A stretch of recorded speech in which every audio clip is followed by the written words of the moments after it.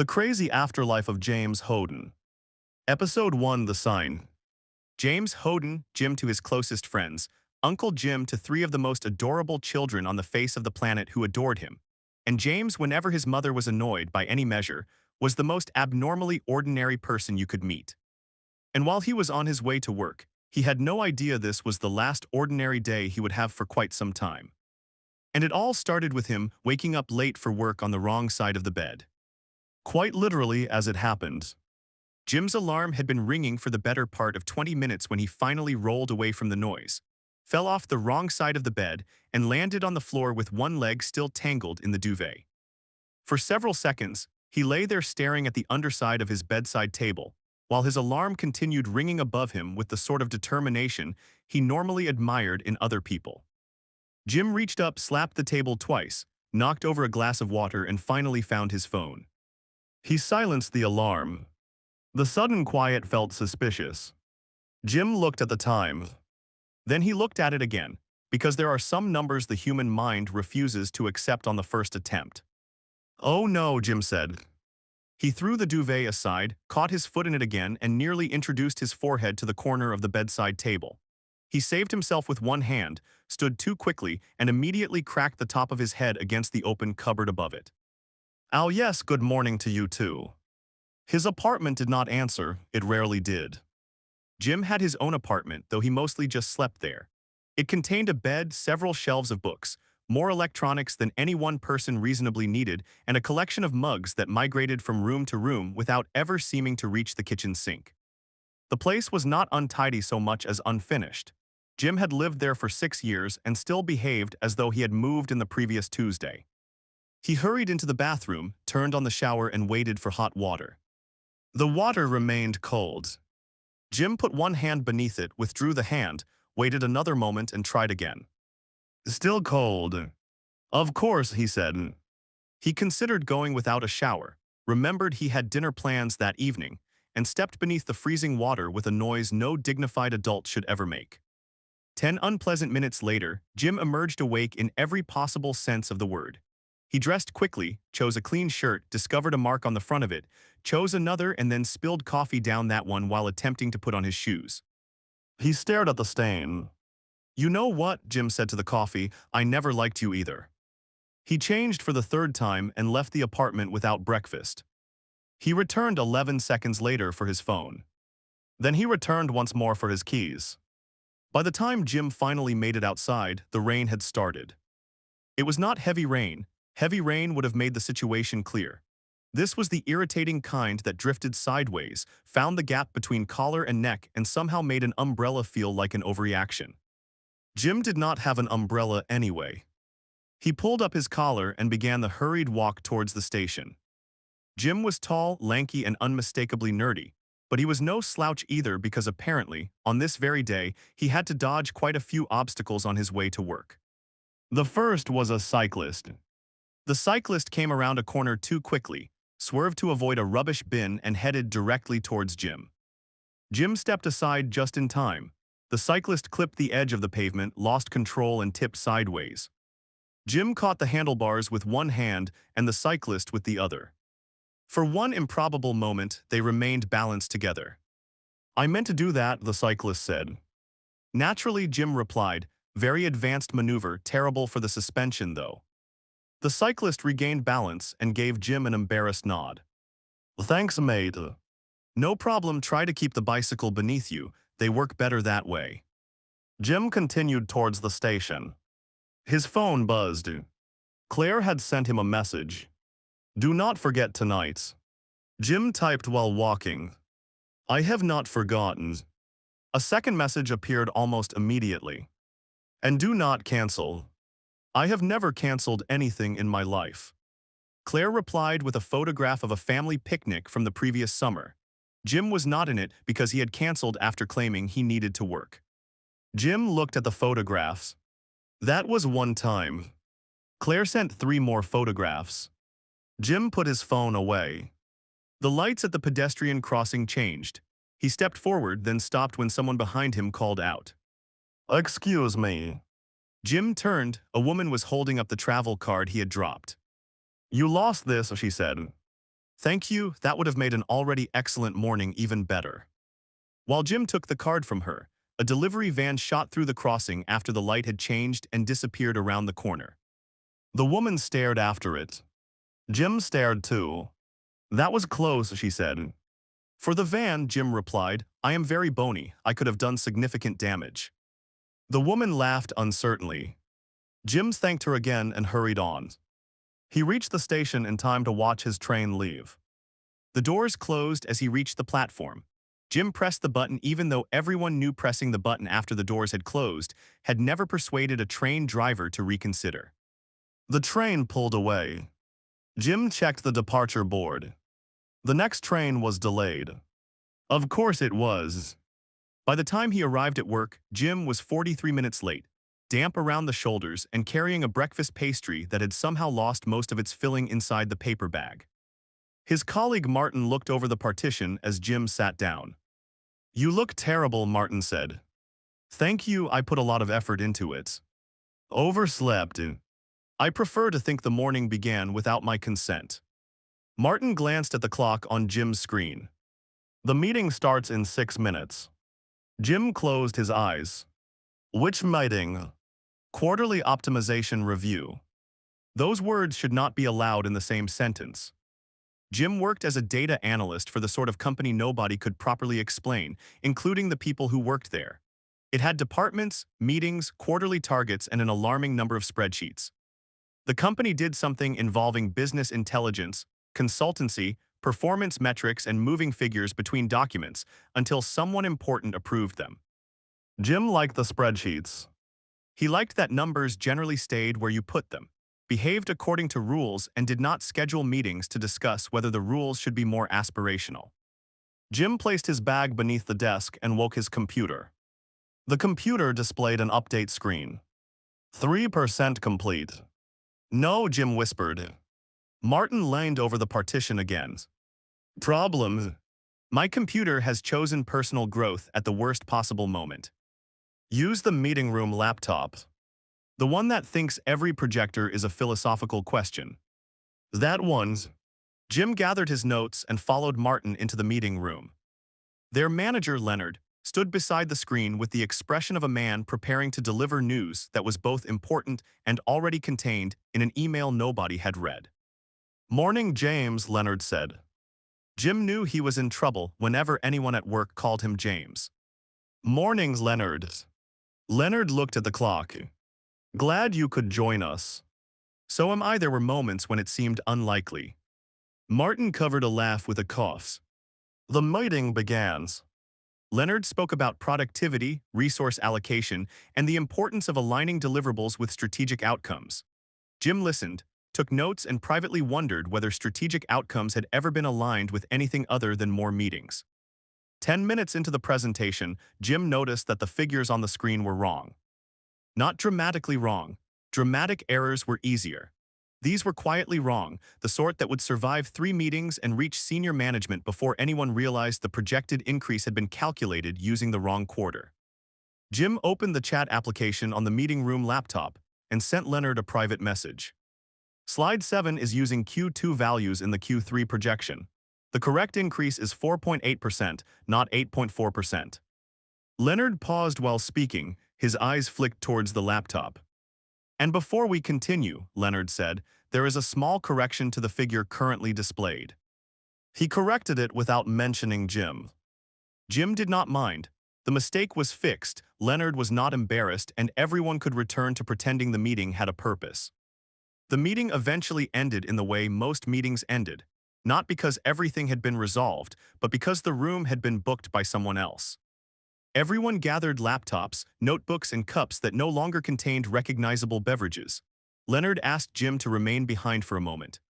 Martin gave Jim a sympathetic look as he left. Jim waited until the door closed. Am I being dismissed for surviving the sailing? Jim asked. Leonard sat down. No. Good, it would set a difficult precedent. Leonard turned the laptop towards Jim. The corrected figures were still on the screen. Thank you for catching that error, Leonard said. It was a small one. It would not have been small by the time it reached the board. Jim shrugged. That is why numbers should be kept away from boards. They become ambitious. Leonard almost smiled. You could have corrected me in front of everyone. I could also wear socks with sandals. There are many things a person can do that do not improve the world. Leonard leaned back. Have you considered applying for the senior analyst role? Jim had considered it. He had considered it every time the position appeared and every time someone told him he was already doing half the work. Then he imagined longer hours, more meetings, and less time at Drury Lane, and the thought usually went away. I have, Jim said. And I am still considering it. You have been considering it for 2 years. I am very thorough. Leonard studied him. You are better than the job you are doing. Jim looked at the broken chair still visible through the open door. The job has tried to kill me only once. That is a strong retention benefit. Think about it. Jim promised he would, which was true. He would think about it and then something at home would need fixing. One of the triplets would have a school event. Claire would need help moving a piece of furniture, or Alina would decide everyone was too thin, and the decision would quietly return to the bottom of the list. Outside the meeting room, Martin waited beside the coffee machine. What did he want? Martin asked. He has renewed his campaign to make me responsible for more things. Senior analyst. Apparently, you should do it. You say that because you want my desk.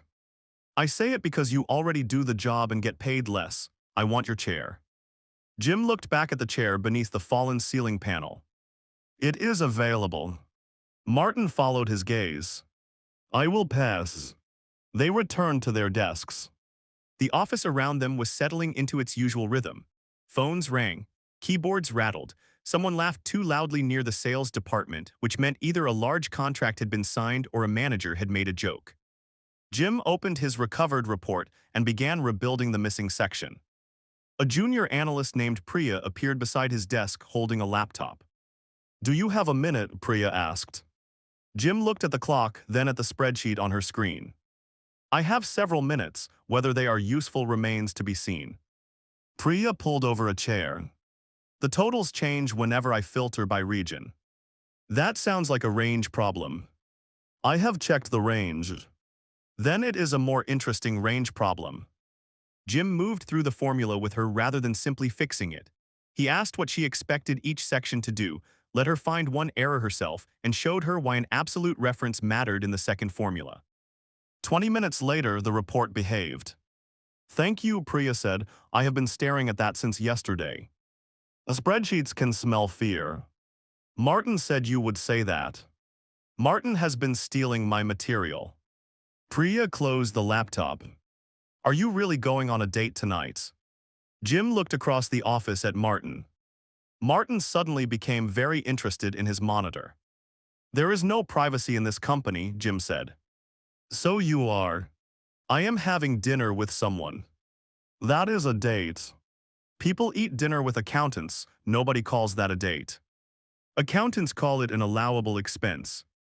Jim pointed towards her desk. Go away. Priya left laughing. Jim returned to his work, although his concentration had shifted. He had known Cassandra for long enough to know that dinner with her could not be treated casually, even if he kept insisting it was casual. Cassandra did not do anything casually. Cassandra approached a menu, a staffing problem, and probably the arrangement of cushions with the same serious attention. Jim admired that about hers. It also terrified him. He opened a blank message to Claire and typed, "Remind me why this was a good idea." Claire replied less than a minute later. Because she likes you and you like her. Jim typed, "That sounds suspiciously simple." It is simple. Nothing involving people is simple. Claire sent back, "Stop analyzing it, data analyst." Jim put the phone face down. He managed not to pick it up again for almost 4 minutes. A few minutes later, the laptop stopped communicating with the projector. Leonard clicked the button on the remote. Nothing happened. He clicked it again. Still nothing. Jim stood. I will have a look. He crossed the room and crouched beside the cable beneath the screen. Behind him, there was a sharp crack.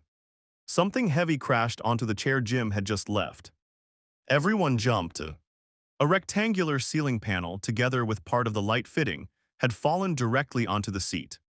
Jim remained crouched beside the cable. He turned slowly and looked at the destroyed chair. The room went silent. "I was going to request a standing desk anyway," Jim said. Martin laughed first. The others followed, partly because the joke was funny and partly because laughter was easier than considering what would have happened if Jim had remained seated. Leonard called building maintenance. The meeting moved to another room. Jim fixed the projector before they left, because leaving a problem unresolved offended him on a personal level.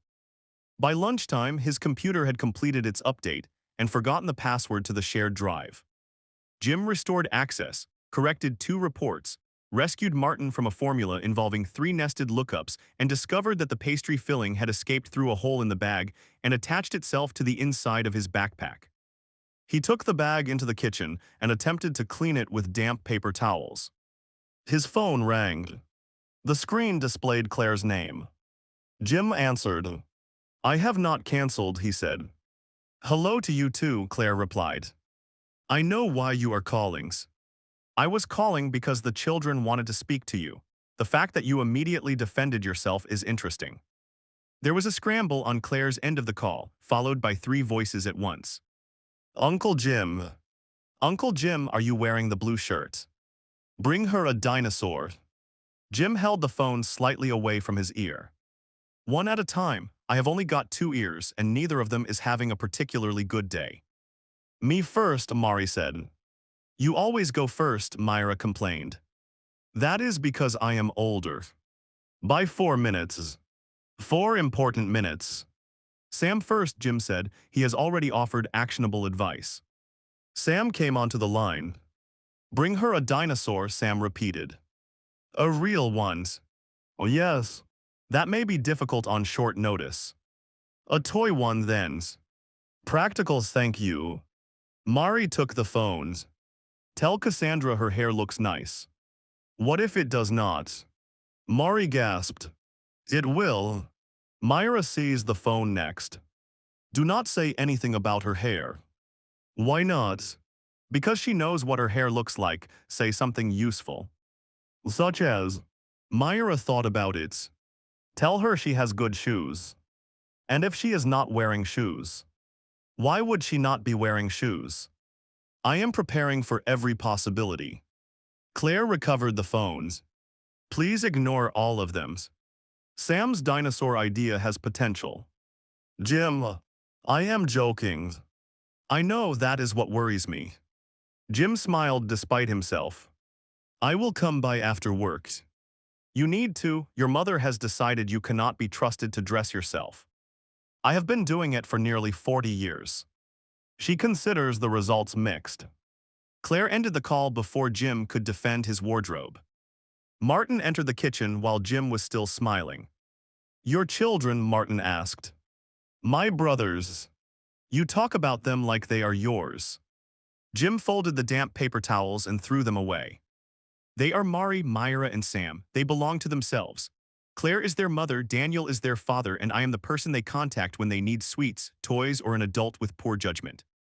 "Daniel is your brother." "Was older brother." Martin's expression changed.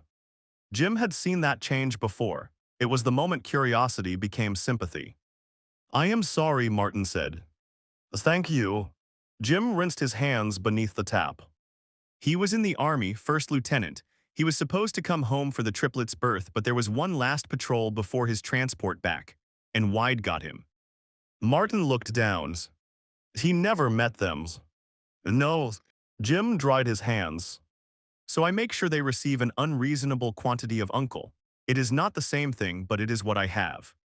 Martin nodded. "Sounds like you are doing more than most fathers." Jim shook his head. "Daniel is their father, I am Uncle Jim. Better job, really. I provide sugar, make terrible decisions, and leave before bedtime." "Do you ever leave before bedtime?" "Almost never. They have learned to hide my shoes." The afternoon passed with the slow determination of an afternoon that knew everyone wanted it to end. Jim's lunch order arrived wrong. He had asked for a cheese sandwich and received something involving tuna, sweet corn, and an amount of mayonnaise that suggested a personal grievance. He ate it anyway. A client changed the requirements for a report Jim had already completed. Leonard scheduled a follow-up meeting about the meeting from that morning. The coffee machine made a noise like a small engine and sprayed coffee across the counter moments after Jim stepped away from it. Martin looked at the mess, then at Jim. You are having a day. I am beginning to suspect the day is having me. At 4:30, Jim's computer froze. He stared at the unmoving spreadsheet. He had not saved for 17 minutes. Do not do this, he said quietly. The cursor did not move. We have worked together for years. Nothing. I have defended you when people called you outdated. The screen remained frozen. Martin looked over the partition. Are you negotiating with the computer? It understands respect. The computer closed the spreadsheet. Jim closed his eyes. Apparently, it also understands betrayal. Fortunately, the file recovered most of his work when he reopened it. Unfortunately, the last section had vanished. Jim rebuilt it, sent the report, and left the office 20 minutes later than intended. As he put on his coat, Martin called after him. Have a good date. Dinner, Jim corrected. You bought a new shirt, checked the route 4 times, and spent lunch discussing whether a plastic dinosaur is an appropriate gift. It is a date. Fire drills require preparation. Nobody calls those romantic. Go, Jim. Jim waved and left. The rain had stopped by the time he reached Drury Lane. Jim had his own apartment, though he mostly just slept there. He more or less lived in his childhood home at the very end of Drury Lane, where his mother, sister-in-law, and 3 of his favorite little human beings, Mari, Myra, and Sam, lived. It was very appropriate that they lived on Drury Lane because right next to their house lived Margaret, whom the neighborhood had classified as about as dreary as anyone could be. We will meet her later, but for now. Jim opened the front gate and made it halfway along the path before the front door flew open. 3 small people charged towards him. Uncle Jim, Sam shouted. Jim braced himself. Mari reached him first and wrapped both arms around his waist. Myra arrived half a second later and claimed the other side. Sam ran directly into the middle and attempted to climb. I have been attacked, Jim announced. We are hugging you, Mari said. Aggressively. Sam put one foot against Jim's knee. Can I go on your shoulders? You have not yet established a stable route to my shoulders. Bend downs. Management. Jim crouched and Sam climbed onto his back. Mari and Myra each took one of his hands and pulled him towards the house. Claire stood in the doorway, smiling. At 40, Claire was the same age as Jim, which was partly why they had always got along so well. Their relationship had long ago stopped feeling like one between a man and his brother's wife. Claire was simply family, and the Hoden family had made it very clear that Daniel's death had not altered that. Before the triplets, Claire had been an interior designer. When she became pregnant, she decided to become a stay-at-home mother, believing Daniel would soon return and they would raise their children together.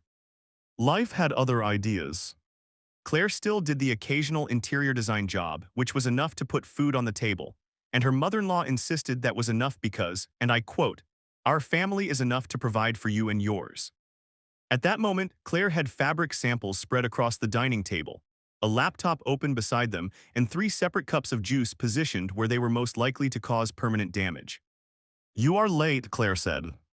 I came directly from work. You were supposed to finish on time. The spreadsheet resisted. Did you win? Eventually, there were casualties. Alina Hoden appeared from the kitchen carrying a plate. Alina was the kind of mother everyone wishes they had. The kind who would not take no for an answer, always thought you were too thin and tries to overfeed you. James, Alina said. There it was, James. Jim looked towards Claire. What have I done? Nothing yet, Claire replied. Apparently she is planning ahead. Alina held out the plates. Wait, I am going to dinners. Later. Quite soon, actually. You are too thin. Jim looked down at himself. I am the same width I was yesterday. Too thin yesterday, too. The plate contained enough food to sustain a small expedition. Jim accepted it because refusing Alina food merely delayed the moment when one accepted Alina food. Thank you, Mum. Was it? Jim sat. The triplets gathered around him and began stealing from his plate. Alina watched them do it, then added more food. This feels like a system, Jim said. Eat, Alina repeated. On the wall above the dining table was a photograph of Daniel in uniform.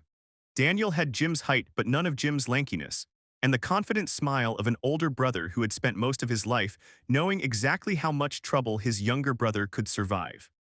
Sam followed Jim's gaze. Did Daddy go on dates? Sam asked. Claire laughed softly. Your father went on at least one. With you? Myra asked. With me, he wore the wrong shoes, arrived late and spent half the evening apologizing. Jim pointed his fork at Claire. Their lateness is genetic. You are not allowed to test that theory tonight, Claire said. Mari climbed onto the chair beside Jim. What are you wearing? Clothes. Which clothes? The traditional kind, shirt, trousers, possibly socks. Myra frowned. You need the blue shirt. The blue shirt has spaceships, Mari said. Spaceships are blue. The shirt is black. The spaceships are blue. Sam nodded with complete seriousness. Wear the dinosaur shirt. I do not own a dinosaur shirt, Jim said. Sam looked disappointed in him. Claire closed the laptop. Show me what you brought. Jim lifted the bag containing 3 shirts. I thought I dressed myself, he said. You thought wrong. They moved into the sitting room and laid the shirts across the sofa. Claire rejected the first because it looked like workwear. Alina rejected the second because the collar was wrong. Mari and Myra rejected the third because one liked it and the other therefore could not. This was a mistake, Jim said. Claire held up the second shirt again. Wear this one. Mum said the collar was wrong. Your mother believes collars reflect moral character. Ignore her. From the kitchen, Alina called, I heard that. Of course you did, Claire called back. Jim took the shirt. The triplets ran upstairs to find him a tie he did not need. For the first time since he arrived, the room became quiet. Claire sat on the arm of the sofa. You do want to go, don't you? She asked. Jim looked at the shirt in his hands. Oh yes. That did not sound convincing. I want to go. I am also aware that Cassandra is organized, intelligent, decisive, and capable of making a room full of kitchen staff stop moving by raising one eyebrow. You like her. I do, that is the problem. Claire smiled. Jim, liking someone is generally considered the useful part of a date. Not when they make you feel every sentence should arrive with supporting evidence. You are good for her. Jim looked genuinely doubtful. What could Cassandra possibly gain from spending time with me? Someone who makes her laugh, someone who does not treat life like a kitchen during the dinner rush, someone kind. Jim looked towards Daniel's photograph. Daniel would have enjoyed this far too much. He would have followed you to the restaurant and watched through the window. He would have taken photographs. He would have shown them at your weddings. Jim looked alarmed. Claire laughed. It is one dinner. You mentioned marriage. To frighten you into perspective. The triplets returned carrying 4 ties, a scarf and something that may once have belonged to a school uniform. The quiet moment ended. Dinner at the Hoden house was rarely a single event. It was a gradual occupation of the table by plates, cups, elbows, coloring pencils, and people who had only come into the room to ask one question. Jim had not intended to stay for dinner because he was going to dinner. Alina treated this distinction as evidence that he required a smaller dinner first. Claire returned to her fabric samples while Jim ate. She held 2 swatches against one another and frowned. Which one? Claire asked. Jim looked at them. They are the same color. Claire stared at him. They are not remotely the same colors. One is slightly more fabric. This is why I do not ask you professional questions. Myra leaned over the tables. That one, Myra said, pointing to the left swatch. Mari immediately pointed to the right. That one. You only chose that because I chose this one, Myra said. I chose it first in my head. That does not count.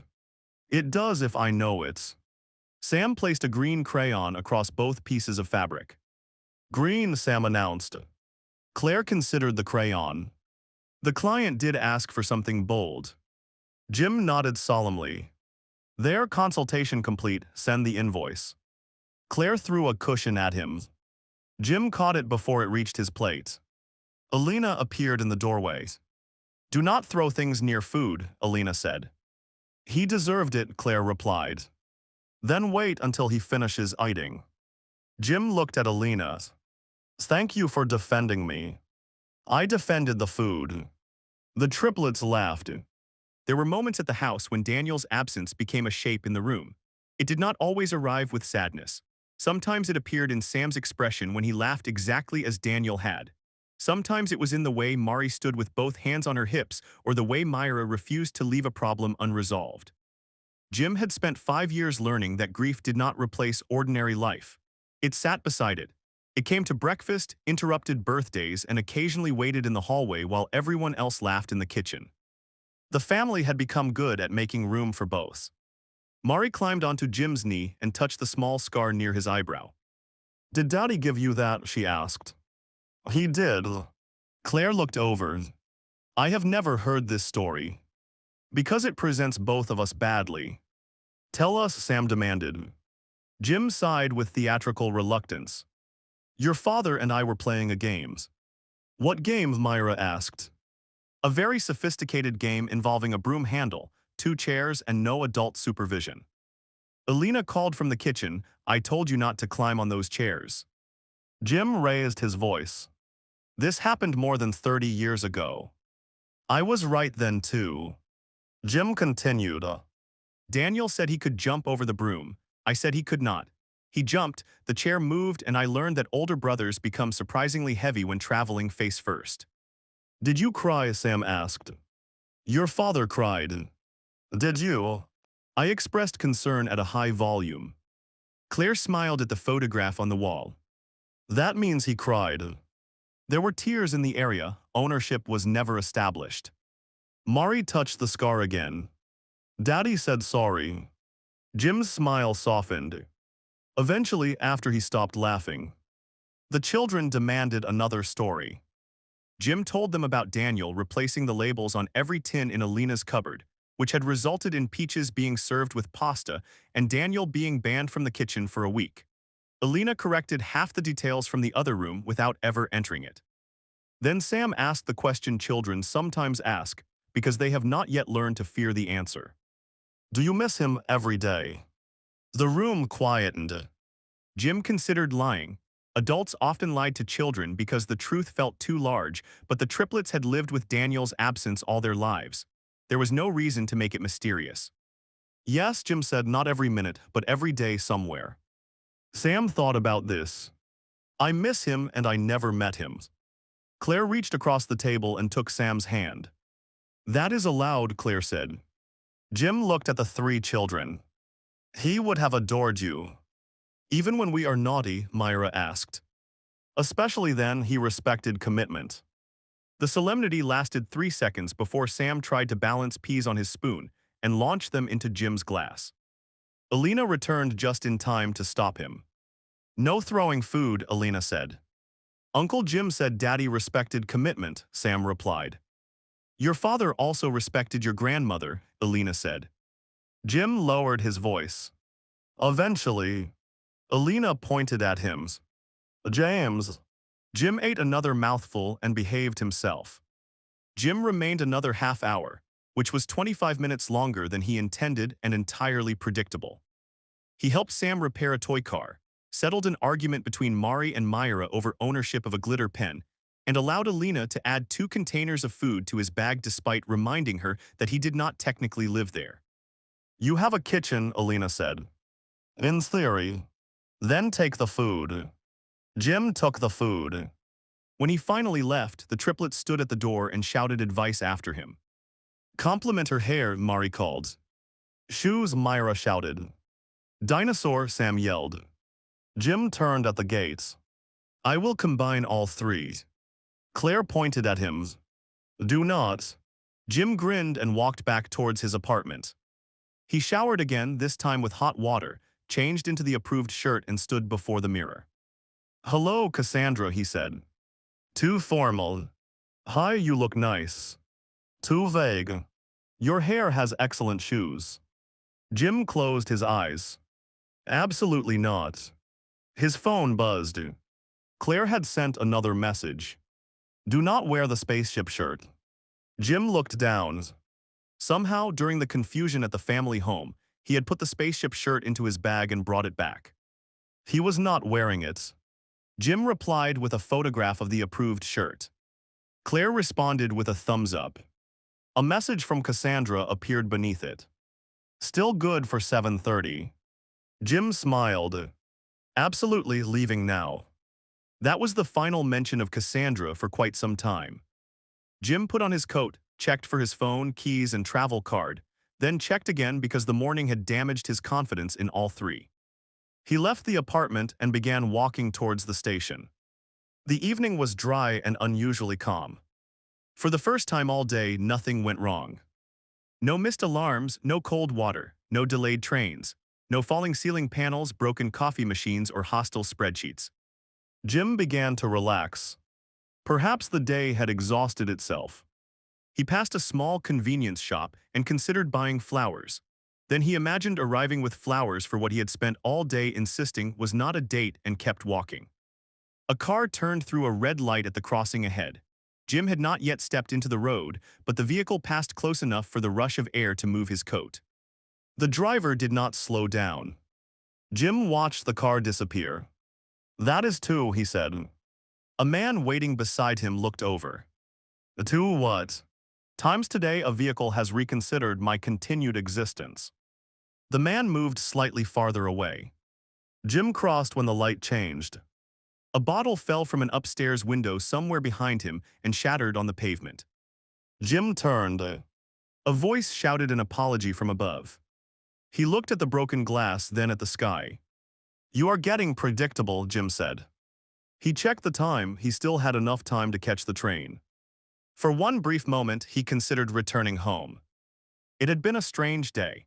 Not a supernatural day, because Jim did not believe in supernatural days, but certainly a day with an unusual interest in inconveniencing him. Then he remembered Claire's messages, Mari's advice, Myra's correction, and Sam's insistence that Cassandra required a dinosaur.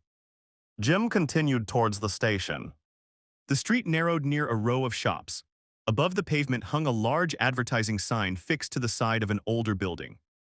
Jim had passed beneath it many times before. He had never paid attention to it. That evening, perhaps because the lights had just come on, he looked up long enough to read the words. Today is the first day of the rest of your life. Jim slowed. Bit optimistic, he murmured. A child ahead of him dropped a stuffed rabbit. The child's mother did not notice and continued towards the station. Jim picked it up. Excuse me, he called. The mother turned. Jim held up the rabbit. The child ran back and took it from him. Thank you, the mother said. No problem, rabbits should not be left unattended in central London.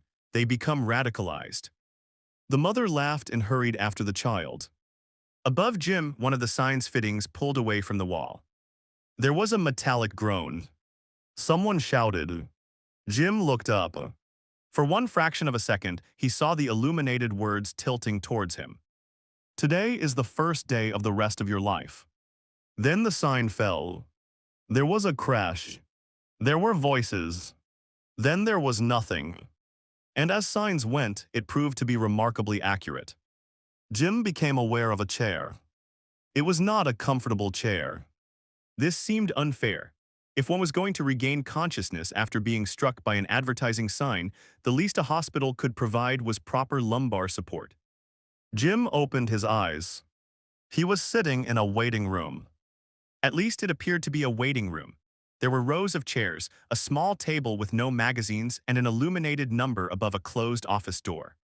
The number displayed 42. Jim looked at the ticket in his hand. It also said 42. Convenient, he said. There were no windows. There were no nurses, doctors, or other patients. There were not even any walls in the ordinary sense. The room faded into a soft white distance beyond the final row of chairs, as though whoever had designed the place had become bored before reaching the edges. Jim looked down at himself. His coat was gone, He was wearing the approved shirt and the trousers Claire had selected.